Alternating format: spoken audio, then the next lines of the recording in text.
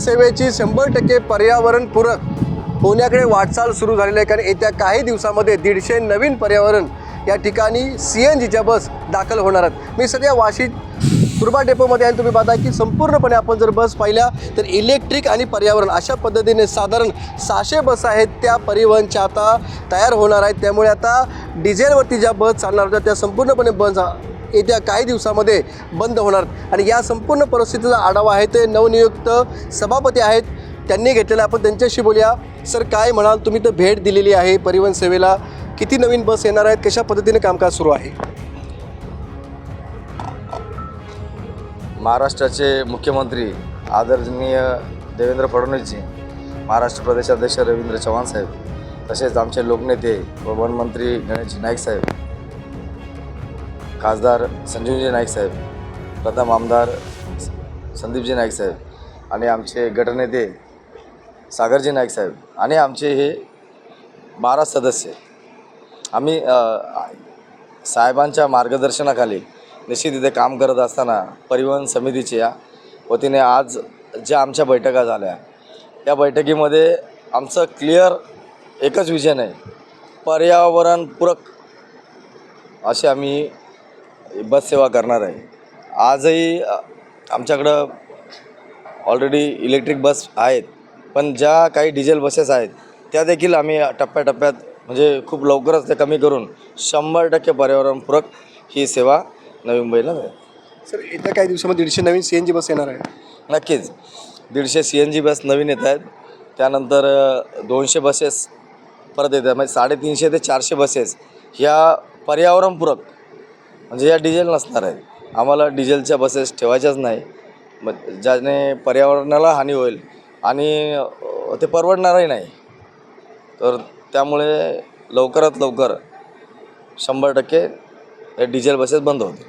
Sir, आपण उत्पन्नासाठी काही मार्ग अवलंबतोय, डेपो उभा करतोय नवीन? नक्कीच उत्पन्नासाठी नवीन स्रोत आहेत की काही बसस्टॉप आहेत, त्या बसस्टॉपच्या वरती सोलर बसवणे झाले, त्याच्यातून इलेक्ट्रिसिटी निर्माण करणे हाही स्रोत झाला। दुसरा ज्या आमच्या जागा आहेत, ज्या आता तुर्बा डेपोच्या पाठीमागे जर बघितलं असेल तर ती इमारत ऑलरेडी मोडकळीस आलेली होती, तर त्या इमारतीच्या ठिकाणी एक कमर्शियल कॉम्प्लेक्स जसं आम्ही वाशीला उभारलं तसंच कमर्शियल कॉम्प्लेक्स उभारून त्या ठिकाणी आम्हाला जेवढा परिवहनला पाहिजे तेवढी जागा घेऊन बाकीचे आम्ही कमर्शियल त्याचा वापर करू शकतो।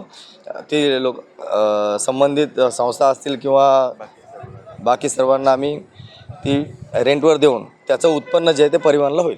सर, काही धोरणात्मक निर्णय घेतोय की महिलांना आहे तर रोजगार निर्मितीसाठी परिवहनमध्ये 400 भरती करतोय आपण? लखपती दिदी अंतर्गत नुकत्याच जाहीर झाल्याप्रमाणे की 400 महिलांना आपण चालक म्हणून या ठिकाणी घेतो आहे। नशीब महिलांचा हा सन्मान आहे। कालच आपल्या महापौर सुजाता मॅडम यांनी देखील हे डिक्लेअर केलेलं आहे। तर हे 400 महिला लवकरच या बस सेवेमध्ये रुजू असतील आणि त्यांच्या बस सेवेमध्ये ते जसे नवीन रुजू होणार त्यांच्यासाठी आमच्याकडे नवीन बसेस देखील आहेत। नवीन म्हणजे एक स्त्री शक्ती ही काय काय करू शकते याचं एक उत्तम उदाहरण आणि नवी मुंबईचं त्याला प्राधान्य, ह्या दोन्ही गोष्टी या ठिकाणी मिळून आपल्यावर परिवहन व्यवस्थापक योगेश कळुसकर आहेत। सर, आज परिवहनचं अंदाजपत्रक तुम्ही सादर केलेलं आहे, काय नवीन योजना आखलेल्या आहेत? आजचं आम्ही संपूर्णपणे जमा खर्चाचं हे केलेलं आहे।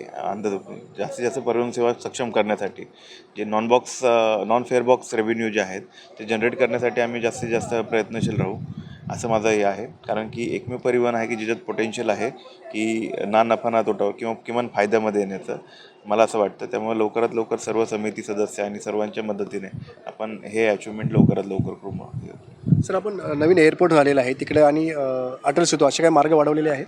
ऑलरेडी आपण एअरपोर्टसाठी 5 ठिकाणाहून आपण बसेस चालू केलेल्या आहेत, नवीन मार्ग चालू केलेले आहेत। त्या ठिकाणी आपण जवळपास 20 बसेसच्या माध्यमातून आपण सेवा देत आहोत। लवकरच जसं प्रवाशांची संख्या आपल्याला मागणी वाढेल त्याप्रमाणे आपण तिथं वाढू। अटल सेतूवरून ऑलरेडी आपण 4 बसेस आपल्या चालू आहेत ज्या मुंबईत जातामध्ये, त्याच्यामध्ये 2 फक्त महिलांसाठी आपण चालवतो। ज्या 2 बसेस आहेत त्या एक्सक्लुझिव्ह महिलांसाठी चालवतो। सोलर काही वाढवणार आपण? सोलरचं आपण पूर्णपणे प्लॅनिंग केलेलं आहे। यावर्षी आपण टोकन तरतूद ठेवलेली आहे। जशी आपल्याला रिक्वायरमेंट असेल त्याप्रमाणे आपण सगळ्यांच्या मार्गदर्शनाखाली आपण त्याचं एक्सपान्शन नक्कीच करू। नक्कीच आपण पाहतो की नवी मुंबईमध्ये आता संपूर्णपणे पर्यावरणपूरक या ठिकाणी परिवहन सेवा येत्या काही दिवसामध्येच उभी राहणार आहे. विनायक पटेल, ABP माझा, नवी मुंबई. एबीपी माझा, उघडा डोळे बघा नीट.